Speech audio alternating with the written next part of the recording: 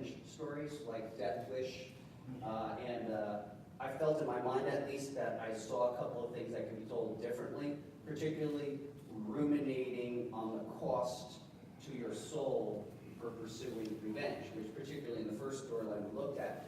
And I went to this All Souls procession, and it was extraordinarily emotional because people they were both celebrating and very sad about the loss of their loved ones, and that's what that celebration is about. And it really struck me that this particular backdrop could be interesting, and I actually just started doing the research, and more it became apparent that this would be very, very rich because it hadn't been seen in this particular way in pop culture. Yeah, I mean, I think it's been proven out in ways that you guys will learn in the near future, that this particular storyline could resonate even broader. Welcome. Welcome. This is the third.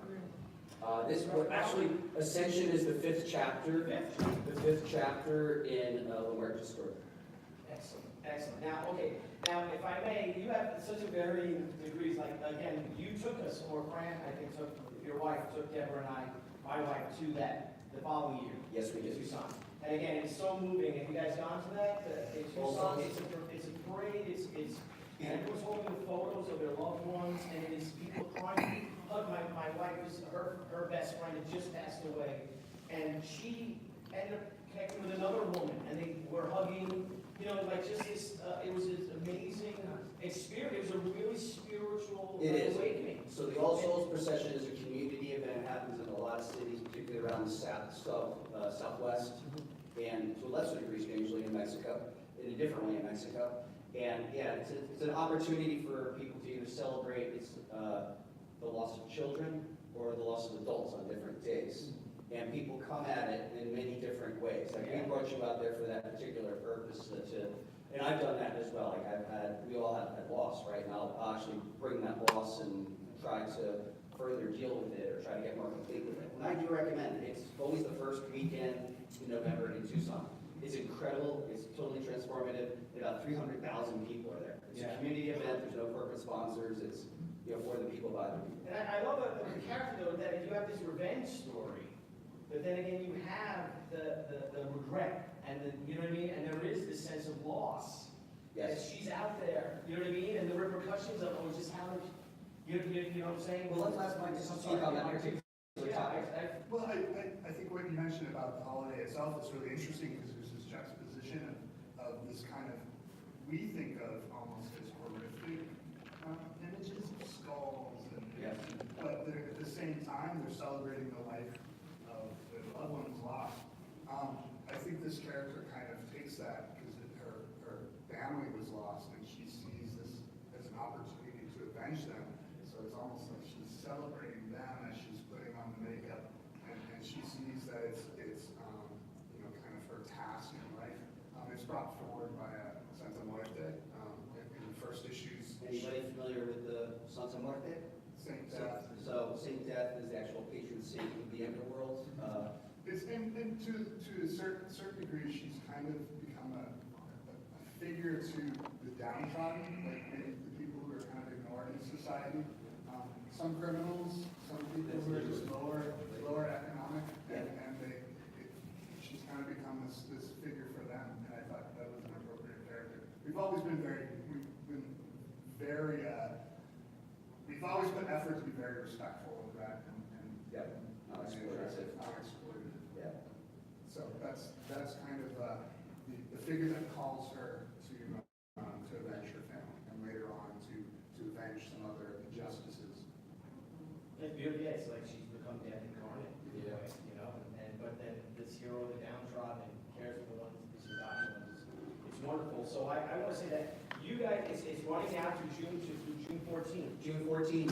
The success that Brian has with his Kickstarters and how he does these things, and he's so organized, and the whole Coffin Comics crew, is that book comes out and people know they're done. The books are complete. So the books, and that's something for all you. If you guys can get done as much as possible in releasing, because I pledged Kickstarters that 4 years now. I'm waiting on that. I think we all have, show of hands, who's like pledged for a kick and never get it. I think we all have those, right? Yeah, and don't be that. Yeah, our commitment is we ship at the latest, begin to ship at 8 weeks after close. And well, a testament to your organizational skills and the company itself and the product you deliver, how long did it take for La Moretta to be funded for its initial funding? Back in the day, No, this for Ascension, when you launched it, well, we got funded in under 2 minutes. under 2 minutes.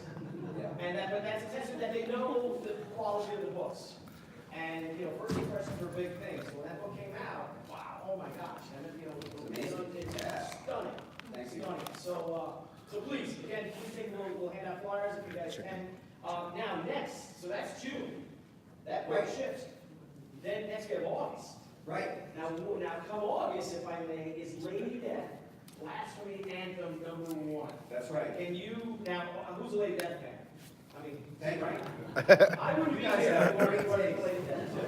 Or you, I wouldn't even be here. So can you give us a little thing on Lady Death, Blasphemy Anthem? I'm going to defer to Michael. What I'm going to say at the top from a promotional point of view is we're committed to doing 4 Kickstarters a year on a quarterly basis. We're right about shipping Scorched Earth. There's a lot of preparation. There's a lot of moving parts. It'll be out, shipped to you in your hands on around June 7th. Our current methodology is you actually pick, box, everything, and then we spend 2 solid days running the postage to ship. That way, everybody reasonably gets things in a similar period of time, so that we don't get customer service, like hundreds of customer service inquiries saying, where is mine? It's like, well, it's all within the same period of time. Lady Death Blasphemy Anthem is the 10th chapter, and I'm going to let Mike give you a sense of what it's about. Well, Blasphemy Anthem is kind of a continuation, or is a continuation of Scorched Earth, right? So we see Lady Death has come to Earth, and she's no longer in hell at this point. Present day. Present day, and she's there to deal with this kind of global threat called the Trinity. She's been roped in by this group, and the fighting component of this group is called the Swarm. The Sworn. Swarm. And so Blasphemy Anthem is really the point at which the story culminates in the showdown between the Swarm and this very powerful trio of elemental beings with incredible destructive power. It's like epic. Epic power. We're talking about demolishing, mountains and using, tidal waves of earth to destroy entire cities. This is, I will say, on a personal level, the hardest thing I've ever written in my life. The scale. The scale, I'm more of a smaller story guy at heart, so this was, and I really appreciated the challenge. I like, throwing a challenge at me. So the idea that you have all these moving parts, all these different characters, and you have to give each one of those characters their moment, and you have to give each one of their characters, and it has to be satisfying. That's I have a lot of respect for those big Marvel. It's insane. Yeah. So it's really the hardest thing I've probably ever written. It sounds like it's going to be the hardest thing your artist has ever drawn. You've gotten a lot of pages, can you say? Yeah, it's illustrated, yeah. So the whole thing is illustrated. Diego Bernard, illustrator on both Hellwitch and Scorched Earth Return. He completely rose to the occasion. There's, crazy double-page spread battle scenes. It's kind of fun. What I would like to add too is it's sort of fun with the character Lady Death to step into different genres a little bit. So I think as Lady Death comes to Earth, we are kind of stepping into superheroes. Although ours are R-rated, they curse, there is sex, and they're all horror or supernatural based. And I can't promise that we'll stay in that genre. I can actually tell you that we're actually moving Lady Death back to pure horror next year. However, this is a real celebration of some of the stuff that we all grew up and loved, those Marvel anti-heroes of the 70s, like Son of Satan, Blade, Morbius, all that kind of fun stuff. Can you fill us in on some of the Swarm, some of the main characters above, the members of the Swarm? The Swarm. That's what you said. So in this particular, let me set this present day Earth up. 20 years ago, Lady Death had an epic battle in Manhattan with an entity called Atrocity, the mother of abominations. You will see this picture in the story. And the outcome of that battle laid a major American city to waste, and the blame was squarely put on Lady Death's shoulders, but it was not true. And then Lady disappeared. Lady Death disappeared. So if you're reading our current storyline, you will see, whether it be Nightmare Symphony or in our earlier Chaos Rules, you will see that Lady Death was cursed to sleep for over 2 decades. So in her absence on Earth, things have changed. Our superpowered people are called unnaturals, and they're hunted, and they're hiding, and they can't be seen. And it's in this environment that Lady Death returns, and she aligns with a clandestine organization, the 13th floor. You ever hear of the 13th floor? There's never 13s in elevators, but we say there is. And it's the 13th floor. Welcome to Eagle City. And within that is a strike team, whether it be Hell Raiders, in this case, the assembled group to try to face off the epic villainy of the Trinity is the Swarm. Specialized skills, including Zack and Zane Zander of Zack the Zombie Exterminator. They're totally needed. And if you haven't read about them, that's okay. You'll learn more about them. We will introduce Lady Satanus, the Devil's daughter, capricious princess who has a soft spot for human beings, particularly sexually. She's a succubus. Can't tell if she's good or bad. Who else would you add to the swarm? We have Atticus Marrow. Atticus Marrow is, let's say, I'm going to get comic booky, is our equivalent of a Doctor Strange. He is I think they call Doctor Strange a Sorcerer Supreme, and we call our guy Supreme Sorcerer. Mr. Atticus Marrow. And of course, you can never forget Morgoth, which is sort of our equivalent of a black metal version of Conan, a barbarian, who has near invulnerability. Who else would, well, and of course there's Hellslinger and Chaotica. The Swarm, all supernatural beings. Are they up to the task? So that's a little bit of who the Swarm is. Yes. It's a summer blockbuster. It's a summer blockbuster on paper. It's all that's, you know. These will be filmed, and it was just, oh my God. So let me ask all you guys and gals by a show of hands. How many of you guys and gals have been reading comics at least 10 years? You get where we're headed, right? Like, this is a love letter to our Secret Wars, Crisis on Infinite Earths. I admit, sue me, but it does have cursing, it does have sex and violence, and it is, you know, by the Coffin crew. Maybe body parts as well. That's true. And beaten. That's true. So we haven't even talked about, I mean, that's just the epic villainy of the Trinity. We haven't discussed the Halo Corporation. But we don't want to get ahead of ourselves because you will be about to read Scorched Earth. Billy, I don't want to get ahead of myself. So right. So we have Scorched Earth is shipping in a week or so. Yeah. Right? Then we have within 2 weeks, every 2,500. right. Correct is running out. Yeah. Then Lady Death, Blasphemy is anthem number 1. Correct. Is August 8th. August 8th. That's out. Launch. When? Okay. Big artists. And you're starting to now interweave other characters in one. We couldn't resist it. I apologize. Now, is there I'm any? geeking. Is there any chance that your October book with Hell Witch? So will Hell Witch the Forsaken number 1? The Forsaken. In October. Can you give us a little bit of insight on that? Because my wife opened that book up and she blushed. And when she was giggling, and she was like, "Oh my God!" Oh, and I don't know, might have turned on or something. Comic comics are aphrodisiacs as well. Because it's got such a diverse, you know, and then Hell Witch. Are you guys familiar with Hell Witch? Anybody get into Hell Witch? If not, Solid covers. So can you please, that's just balls out. Awesome. my symbolize could be out in that book. That's what That's she said. Give them an insight on Hell Witch, and then Mike can maybe talk about the Forsaken number 1. So if you could give a We introduced Hell Witch in Lady Death Damnation Game number 1 way back in 2015. And Hell Witch is of the Hellborn. And what we say in our version of Hell is that they're the natural citizens, the natural denizens of Hell are called Hellborn. and they're raised in hives.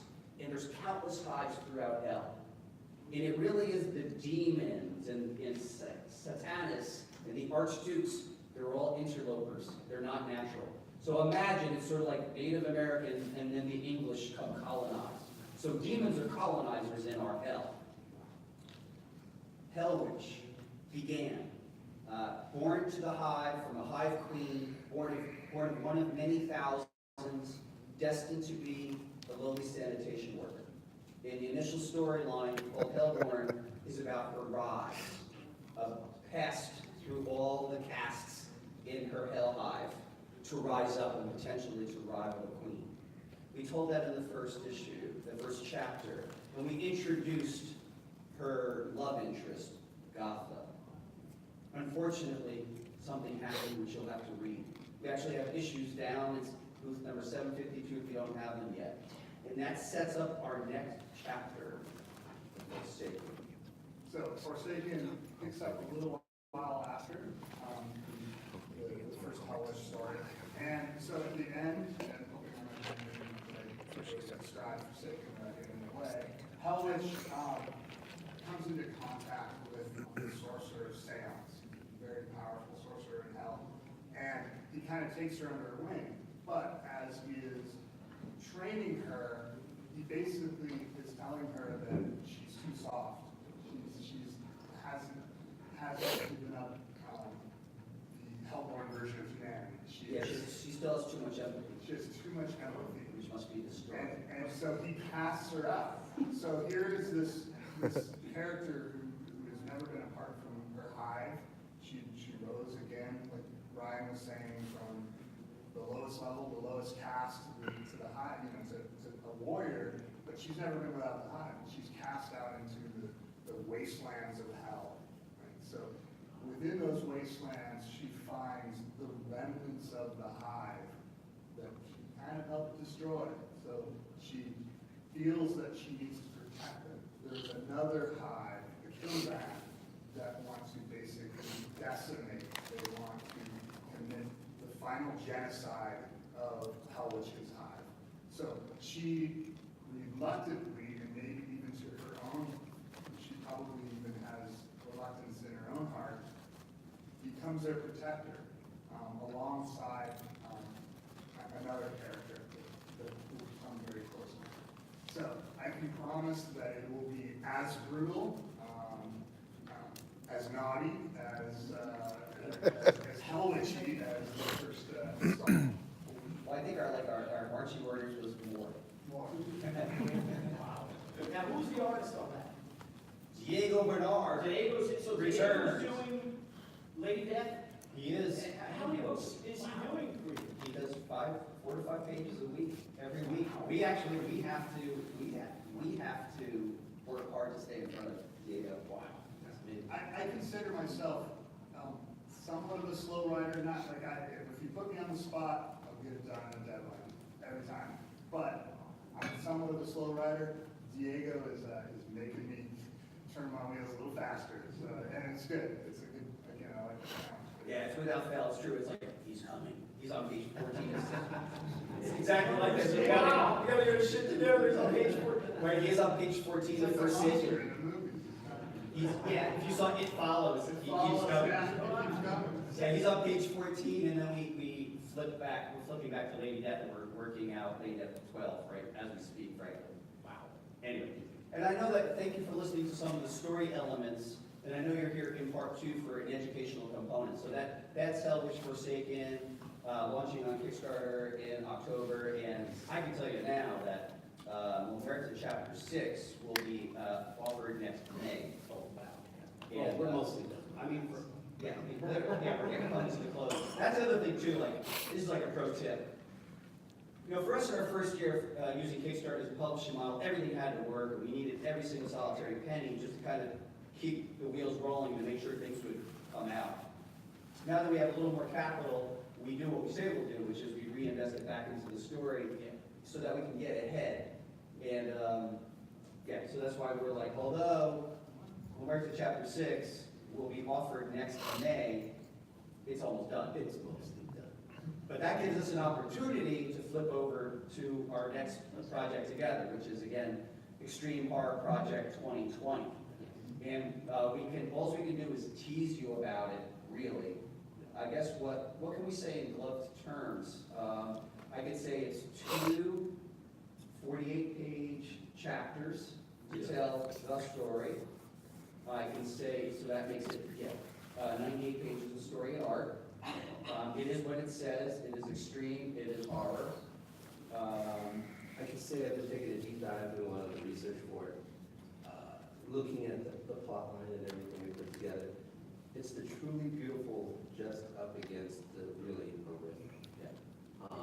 And so that's really the homework I've been delving into, trying to put those two in a synchronized way that really contrasts what we're going to show. So it's And that's the cool thing, is if you see what's happening, is that, like you did in 2 minutes, it was funded, the initial funding. Yeah. But the whole point is that's why, when you have your Kickstarter, aside from getting all the cool stuff with the bigger levels, all that money you're putting back into the company and back into the project, so that allows, the more funding you get for your particular project, and the same thing with your other guys, once you get your goal, keep pushing it, because that will only be able to help you towards do the next one. You can start putting those monies towards the next book, and your artists can get started working on it, and to pay your artists and all. And in our case, say everything, you know. In our case, we're completely blessed. We've been able to fold the money into a building that's an optimized warehouse for shipping. And it is a blessing. It's everyone getting paid a fair wage, commissions, bonuses, Christmas parties, but all funding the activity. We're not, like, there's no boats. I mean, honestly, if you knew me, I actually drive a 2008 PT Cruiser. I mean, I have a fucking cool warehouse that's fucking rad, but I drive a PT Cruiser. You know, I feel I don't really care. Are you by your Piper, or your, No, it really does horse go, like the? it does go back, even though we finished our headquarters, you know, I could let you know that I personally consider the decor 50% done, so we're still working on all new initiatives of decor. Have you guys seen pictures of this? Have you seen Anybody attend HQ? Be there? Right, so what was your impression of it? So that's proof too that we pulled money back into, you know, our activity for sure. Well, yeah, it's an amazing experience, and I hope you guys make a video of a tour of that, and to make, I think it would be an amazing video. What we've been doing is we've been doing a photographic essay through our newsletter. If you're not signed up to our newsletter, go to laydeath.com, upper right. Louis, you've been there a couple times, right? Oh, yeah. What do you think? I almost fell off my chair when you just said 50% done. I was going to Yeah. say the detail of the place is amazing. It's so detailed and intricate. And it's definitely a love letter to everyone who contributes to us. It's definitely an expression. It's so cool. Brian is such a meticulous guy about these things. He's got so much history in just being an independent comic creator. You see, it's almost like a chronological order of his life in comics. And you see him from his early 20s and so on. He's designed from the earlier Lady Death statues and toys. And it goes, swings around onto like a U-shape, and then you see the more modern stuff. And it's just it's a really neat, well thought out thing, and that's really nice. And it's so cool. And as a fan, it was awesome. Well, we do have a professional film crew documenting it. We have a professional real estate photographer coming in June. Like, I want to get it a little more decorated, and we're doing pro shots and definitely to keep it going. Yeah. Now, does anyone out here did anyone come here, sold the day two, like anyone out there want to crowdfund their own book, do your own Kickstarter, your own Indiegogo? Does anybody want to do Show that? hands. All right, cool. All right, so now, in terms of, like I said, the king of Kickstarter, I call him. Brian, when you did the very first Lady Death Kickstarter, Yep. were you nervous? I am. If you were, it's just an order of business, or how are you, do you still get that feeling with it, so? I'll let Jimmy Calabrese answer that question. And Jimmy Calabrese, this is, stand up, this is Jimmy Calabrese, head of sales and marketing for Coffin Comics.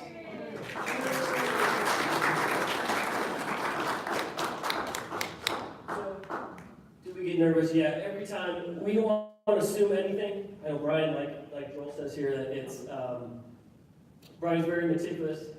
All the ducks in the row, we have it all set up.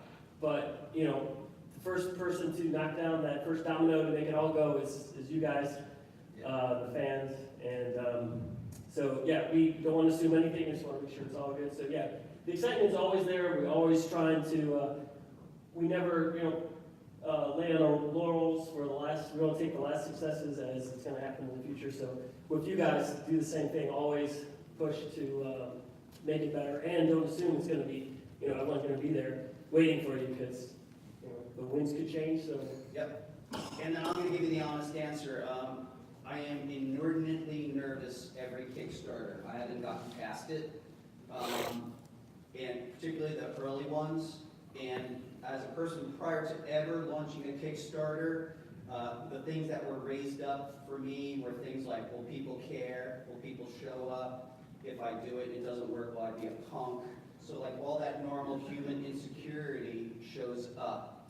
And however, what I'll say in my defense, how I was raised was, even in the face of all my small feelings, I still push through. So I am totally willing to feel those nerves to this day, and still push forward. So, and I would impart that to you guys too. Billy and I had conversations about this too, and you know, I just think there comes a point where, you know, I think there's like, for every person, there's a little me and a big me. You know, there's your little self and your big self, and I try to let, you know, big self talk to little self and say, go, go, go. And I understand the feeling of vulnerability that you would have when you put yourself out there, like kind of put your heart out there. I think that no matter where you begin in your journey for crowdfunding, it's perfectly fine, and you don't make it mean a lot, and then you just keep powering through. As the emotions that come up, because it is an emotional experience, everyone makes everything mean something emotionally about themselves. That's fine, just deal with it, and just keep dealing, because it helps you get to the next place, if that makes sense. So, real quick, so you were saying that when you're doing with Diego on the books, and I'm jumping back, and forgive me, I'm sorry. Do you, right now, do you work from full scripts initially, but that he's so fast now, does sometimes your artists, oh my God, Drew, this page, this is not quite what I had, but this looks really cool. Have you ever deviated from that a little bit because of the artist's work, or? You know, I gotta say, with Diego, we've had a past artist where we had to make some adjustments, but Diego, pretty spot on. He always, and that's my favorite part of the process, when you get those pages back, and the biggest compliment to people like Diego, Joel here, are when they give you those pages that just far exceed what you had in your imagination. You know, I can write something on a page, but they are making the story their own. It's not just them translating what's on the page, it's them translating and putting themselves into the art. So, no, we've been really, since Diego and Joel have been working on the projects, we've been really lucky. We haven't had to really make you do anything over, right? No, I usually tell myself to do it over. Be very tough on yourself. I'll send stuff in and then I'll rethink it and go, this could look way better. And at the end of the day, I just think about our book against other books, and it's like, there's a lot of great books out there for you guys to pick from. And the price points, they're not cheap, you know, and it's the thing, is the advantage I feel we have in Coffin, at least I have with my book. I have an unlimited budget in the sense that these guys really great with the schedule and what I can do with it. So I throw everything in the kitchen sink within those pages. If I can keep your eyeballs glued into our books longer than some other comic, the experience is, you get a longer and more enjoyable experience from it, and therefore maybe you get more Coffin comics. And it's just, you're more involved in the story, and the more I can get you involved in it, and maybe even participate in certain ways that we lay out certain panels or things like that. It just gets you more involved, and you enjoy the book that much more. I'd like to chime in too, and then I might recommend we get into some serious mechanical stuff for people in kicks. Yeah. But the most fun thing about writing a comic is saying a couple of keywords that you hope in your mind will stimulate an artist to really bring forth something. They'll step into it and bring forth something that exceeds your expectation. And that is the coolest thing. And Diego, I feel lucky because I have a long history of working with South American artists. I did it in the 90s, and I have a lot of relationships to this day with those artists, the Ed Dennis, Mike Diodoro Jr., Ivan Reese, etc. And they have a certain way of telling a story. So Diego comes from that specific tradition. He is a protege of Ed Dennis. And man, just the way they tell the stories, and the way I think, the way we think, and the way the stories are realized, it always exceeds the expectations. So that's the fun thing of comics for me. It's like just like riding a wave. When it's not like that, it's the opposite. What I would say with Joel too is, when I get to see the work, I'm an editor on the work, and I get to see the work being realized far exceeding the words. In the storytelling, in the emotional resonance, that's the game. Because comic writers are only as good as the artists, I'm sorry to say. We're like in unison together. Isn't it? When someone's playing the But- drums. And I gotta tell you, and I hope you can hear the passion in these three gentlemen, in their voices. And that passion and that enthusiasm that you have, it's contagious.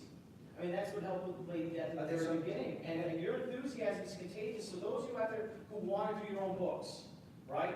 Be enthusiastic about it. Be positive about it. You know, there's so much crap on social media these days. People weaponize it in some weird, strange way. Stay clear from all that. Stay positive. Stay focused on your thing, and just push your books. And push your books, and I'm telling you, it'll happen. Yeah. You'll live in the comic book dream right here. You guys We are are. putting it, and every one of your books, the production values get better every time. They look better, and they blow away, or they're on par with the #1 Marvel DC books. Thank you. And I mean, it really is, and the people have gravitated towards it. So the thing is, do the best you can.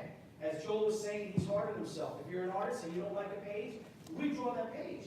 I redrew of sheet #1 every page over at least once. Every page. And it helped out because first impressions are lasting. Yes. Now, we can tell the successes you've had. If you could tell some of them out there, what are some of the mistakes you made? What's something like you wouldn't do again? What is something advice you can give to someone not to do? I mean, the first half of my career is just the litany of all the mistakes, you know? I meant for the Kickstarter. Okay. So I was right. Maybe No, I'm no, a no, mistake. I'm sorry, I'm for the crowdfunding. The crowdfunding. Crowdfunding mistakes. We have The first- 10 minutes left. No problem. Okay. All right, so real quickly, when we launched our first Kickstarter, upon the launch, we realized that when people back a tier or reward, that's the only thing they could back. And we didn't understand the concept add-on. And we didn't, and so we built a Kickstarter that wasn't what they call quote-unquote tiered, where it's like 1 item or 2 items or 3 items.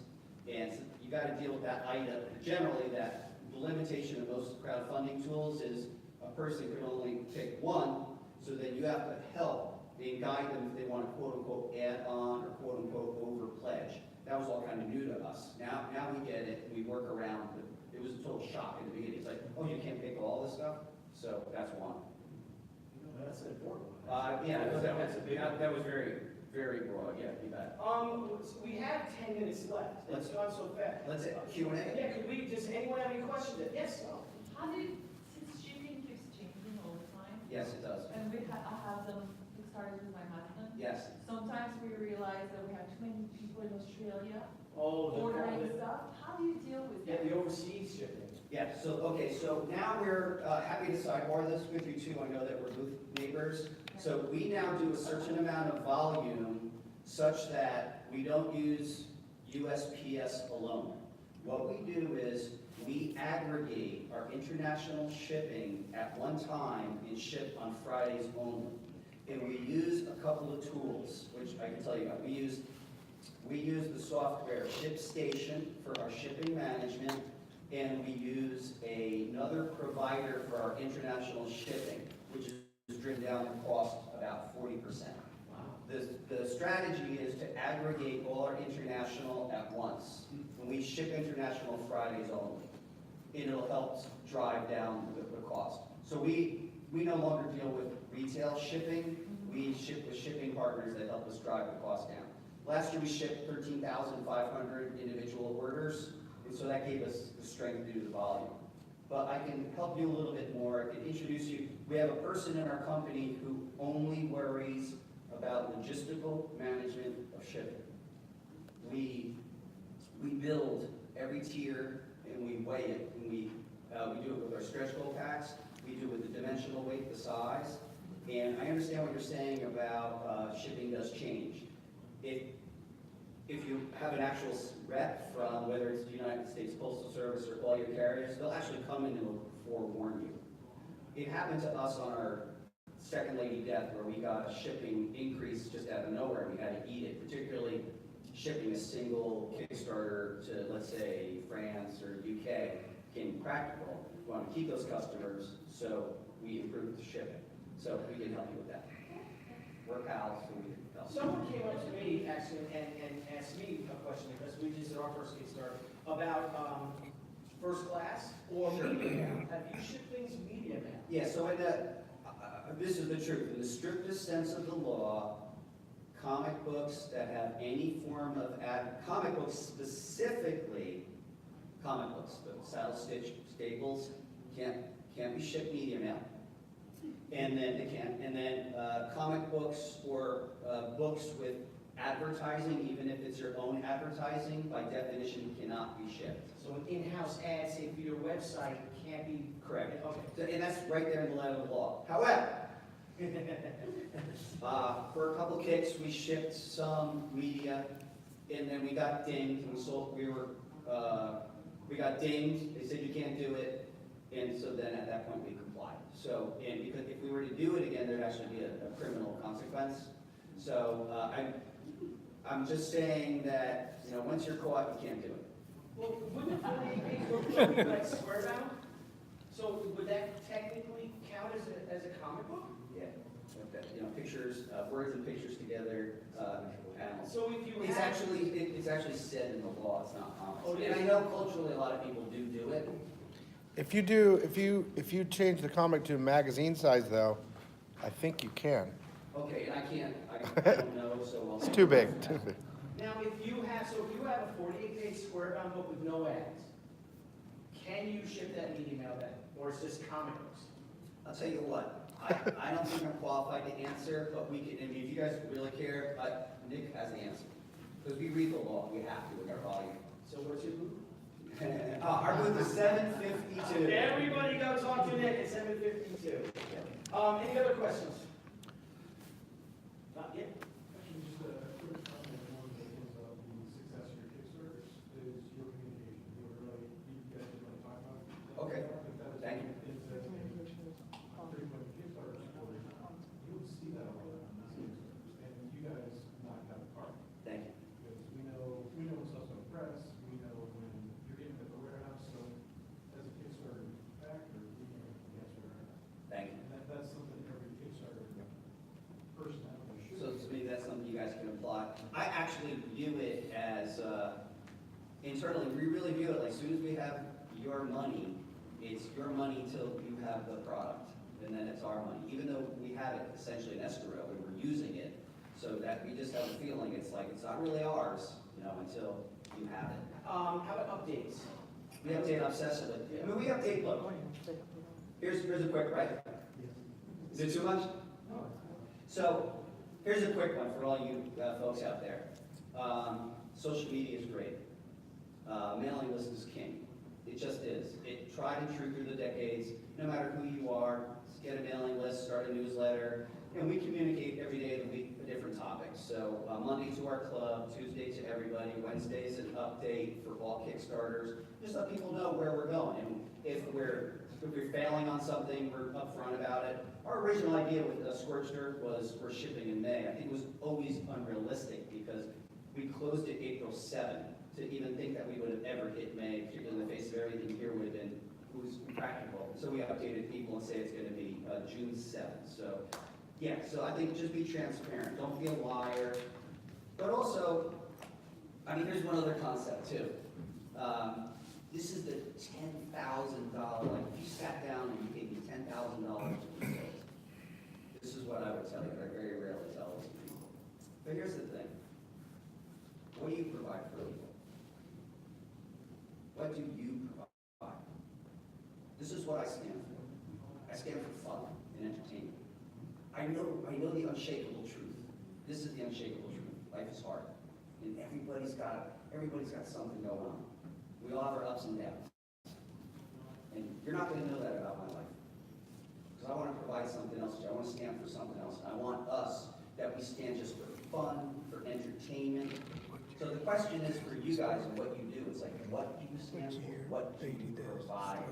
And that will be the gateway for something else for you.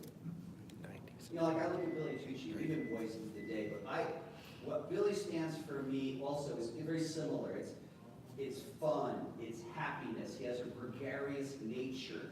And when I step into his world, I just feel a little better. And so like, what are you going to do? What do you do for the world? You know, my complaint is complainers, because I think it's easy. We really try presenting fun all the time, or, you know, being generally optimistic. I get it. The real truth is the world is a tough place. You know, so what are you gonna do? So that really, really, really is the $10,000 one that I don't tell people about. Because we're super clear. If you go into HQ, you see the mission statement. You know, we're right there. It's like, we're a fun, entertaining company. You know, it's what we provide for people. And are we on track? And if you can't have fun in comics, if you can't have fun making comic books, I always tell people it's like, do what you love and love what you're doing. Don't say you're doing what you love and then be bitter and complaining. It's like, life is an obstacle course. It's a tournament. Like, enjoy the challenge. Rise to the occasion, you know. Improve yourself on the journey. but, you know, and I think we have 3 minutes left, I think, or 2 minutes. It's 50 minutes now, right? Yeah, 50 minutes? I think so, unless they kick us out. I think we could go, I think we're scheduled at 5:30. Yeah. All right. Right, All we're right. still going. Oh, good, okay. All right. So, all right, so somebody else, did you have a question out there? Yeah, well, I guess, the relationship between the writer and it's kind of off topic, but the writer and the artist. Topic. I get confused because, so you have an idea, right? And then you give it to the writer and he starts writing it and then the artist draws, or the artist draws and then the writer fills it. It's very confusing how that all comes together, how you guys work together. And, Well, in our case, I mean, my part, it really depends. So it depends on the property. Now, Mike and I work on Lady Death the best way to say it is we bat the ball back and forth. Tennis. It's quite literally like tennis. Like, I might start with a paragraph, and then we literally go back and forth. It just keeps going like this. And then he might take the lead on a piece, and I might take the lead on a piece, and we might wind up rewriting a couple of parts. As this thing, Extreme Horror Project 2020, how that seems to be starting is, I felt that I really wanted to express a certain plot, a certain trajectory, and a milieu, a tone, attractors, and I actually then, which the document itself is about 8 pages, and then I gave it to the team so that they themselves can start deciding. I mean, I think that I've done things where I've been like, in my case, like just, I write the comic 100%, Mike writes the comic 100%. I think some of the stuff we've been moving towards more collaboration. It's hard to tell who begins and ends it. I think I frequently am laid up on the originator, but that doesn't mean like I'm a completer. No, I don't know what you'd add to that. Yeah, I mean, that's it exactly. I think that Brian has a very, very strong sense of story, and Death is his baby. He knows where he wants to take it. So, and it's so much fun as well, but we're missing out on it. But we just kind of write each other back and forth notes and the artist involved. Yeah, I mean, it's been a really organic process for me. I don't think I've worked on anything so coherently with these guys and our colorists as I have on the website, and I think a lot of it is due to just the sheer number of pages together we've worked on. We're on 6 chapters, 48 pages each. I start to really understand. 300th page. Yeah, I'm finishing it. you guys mind meld, and it's. Yeah, well, I've understood Mike better and I understand Brian better, so when I read certain lines that they have in the script, I get a sense of the tone, what they're going for, especially their response to the previous pages. So then I get an idea, like, they really like this kind of thing or this kind of thing, and so then I also will throw something random in there too, and then we'll come back, hey, that's awesome, and hey, you know what, not so much. But that's all part of the process, and the thing is that the more comfortable I become with them, the easier it gets to just try really weird off-the-wall shit too. You know? The thing too, our colorist is so in tune with what we're doing. It really is like a band. And, Yeah.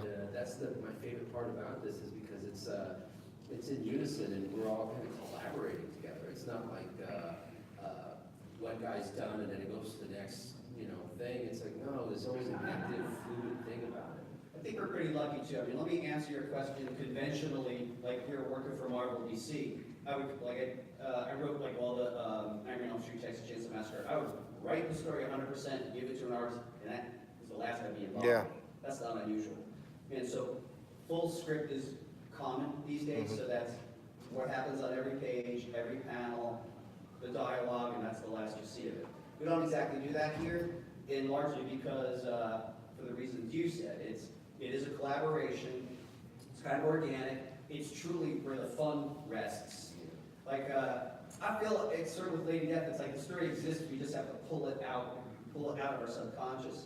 And like we're, in a great way, we're wrestling with chapter 12 right now. So it's like, okay, we got to a certain point. It's like, well, hang on, get on this plane, we like mess with this. Okay, Mike, I want to throw this curveball out, you know, that kind of stuff. It's like, you know what, let's start the story in the middle and then backtrack.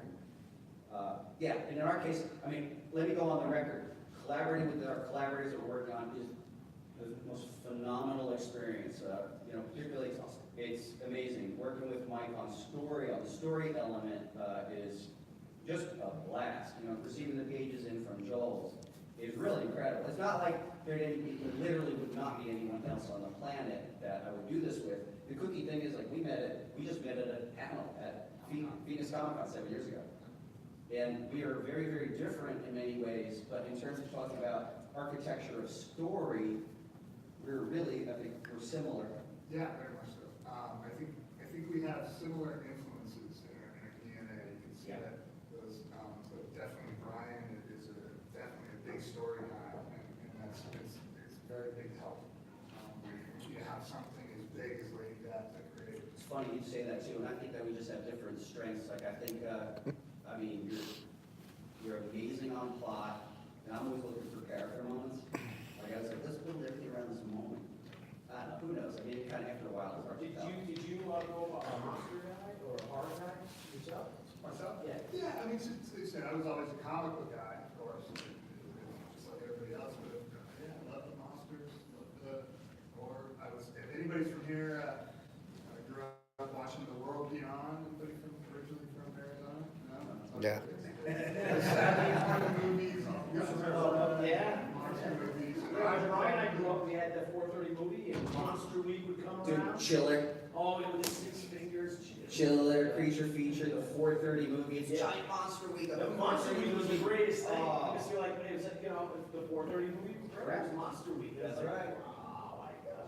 I mean, I remember when I was a kid, what I would do was, this were VCRs and all, I had a tape recorder, and I would tape the movies, and I could recycle lines of so many movies. You know, and I just, Yeah, that's exactly. Anyway, Any questions that would help you? yes. What's your opinion on Indiegogo? Would you normally suggest Kickstarter, or would there be a reason to go with Indiegogo? I gotta tell you, my eyes have been lit to Indiegogo, because there used to be this strategy that really wasn't working exactly, beginning a Kickstarter and jump to Indiegogo.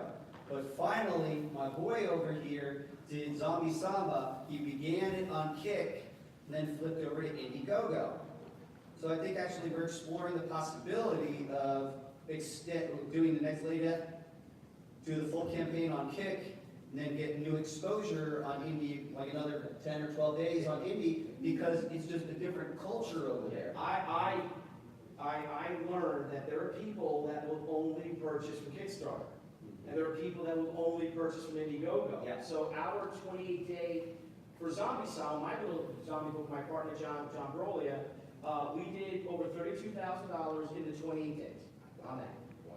We did over that in our 2-week campaign on Indiegogo. So now we're at almost at $68,000. And you know, that's great, because that's what you're gonna need to produce this book. Right, oh yeah, because already doing the shipping and stuff, and that's another thing.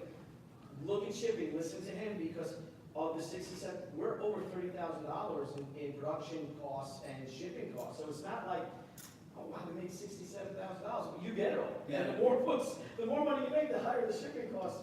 Yes. Yeah, Yes, it's, right. Everything relative to the scale. Yeah. Yeah, you gotta be super careful, guys, with your supply costs. You gotta control all ship can Yeah. screw you. The more that you can think towards the end, like you build your tiers, you weigh them, you do mock-ups, you do estimates, it'll really help, so that you can squeeze out a profit, which could then be applied to the next To piece. the next book, yeah. And remember, this is a business. Yeah. You have to look at it like a business. It's fun, but the bottom line is to make money so you can make more. Yeah, I mean, that's our whole thing, is like, we want to live to fight another day, and capital is a resource that keeps us going, telling stories. Lightning round, any more quick Yes. questions? Lee? I understand Lady Beth is enjoying celebrating a 25th anniversary. That's right. Who else is celebrating a 25th anniversary? She is celebrating 25th anniversary, and for the San Diego Comic Con, I think we have a little secret, if you wouldn't mind. Oh, sharing. okay. If you don't mind, we have a little something fun. Well, Billy and I are antique relics of independent comics publishing, Yeah. but we're also friends in real life, and brothers, I would have to say. I have a tremendous amount of affection. And we decided for fun, we're gonna do a crossover, where both Lady Death and she are gonna be in a battle, Yeah. and it'll be she #1 with she on the cover, and Lady Death #1 with Lady Death on the cover, but together they'll form one image. Yeah. That's And Billy's doing all of the art. Yeah, it's due on the 3rd. Yes. I'm over at next one due next week. Right. I can't wait. Yeah, no. I figured the idea that Brian came up with an idea for, and I love sharing this. Yeah, we're sort of like, We're let's back- pose it. Yeah, all right, pose it. I'll be leaving down. It's sort of like, we're both like back to back. Like Right. that. However it's gonna be. Then the knocking out is gonna go to the other side, and what I'm thinking here is that she will be fighting in an antique, 16th century battlefield. Yes. Samurai. Great. With cherry blossoms blowing like this, and you see her enemies, and then the cherry blossoms, as they start to cross by, she start turning to burning embers. Burning And the burning embers go to the Lady Death side, and now we're in. And the spears will be going across both sides, and Right, with weapons of all their enemies coming toward Yeah, us. she's sick arrows. If time permits, dude, battle damage variant. What? We have them clean, and then we have them just like, battle damage. Yeah. I don't know. I'm just saying we should do that. Tear. Yeah. Oh, yeah. Stick. We're just that kind of sick. I'm the kid brother you never wanted. That's do whatever you want. Another thing, but just important things that we're moving so fast. That idea of every Wednesday, at least, you send out an update. Your Kickstarter updates, your fans, or just your company updates. I mean, look at it in a real practical sense, your backers are your customers, they are your culture, and I feel you owe them communication, so, and it's reasonable, and I always say to try to make it entertaining, let's say, if something happened that's not great, be really straight about it, but, own it and move on, and do better next time, don't get super dramatic about it, just be straight about it. And as a personal note, I just want to thank you, and one of my greatest joys is when my lady that box comes in, there's always a little smiley face, says, "Hi, Billy," and I don't know who does something, it's the heart, the eye. Randy always does the And- heart. yeah, it's the heart. It's right. And it's on the thank you letter or the report, Yes. like the invoice say, Yep. and then when you always sign, it's your Yep. boy, That's and you right. sign it, and it's great that he knows it's mine. Instead of just like, you know what I mean, like, oh, it's Billy's, you know what I mean, it's wonderful. Thank you. I mean, you see that we do process a lot of orders, but they really are individually cared for sure. So I think we owe Mike, Brian, and Joel. Joel. And Billy. Billy. I'm sorry. I was trying to say his last name again, and I keep saying it wrong, the way it's not wrong, I keep saying it wrong, because it's spelled. And then I was stumble over that. But we can give these guys a round of applause. Thank you. Where do people find you, Billy? I'm in Artist Alley, and Where can people find you, Joel? I'm at 1811, and he's at 1806. there you go. Mike Bouthé will be doing a signing at Coffin Comics booth 752 tomorrow between 2 and 4. And you have a lot of exclusives available here for you. We have all kinds of shenanigans. Come visit us if you had any further questions on crowdfunding. Mike, did you want to make an announcement about some more panels tonight? Yeah, in about half an hour, actually. Dang, At son. 6, I'm doing a screenwriting panel. So I'm originally a screenwriter. It was going to be at North 127 about plot and structure. So if anybody's interested in screenwriting, come on down. Do it. And you learn a lot, and our minds just picked up, so. Oh, there it is. You guys have been great. We've been Coffin Comics and Billy Tucci Crusade in the house. Yes. Yeah, thank you very Can much. we give you guys some flyers?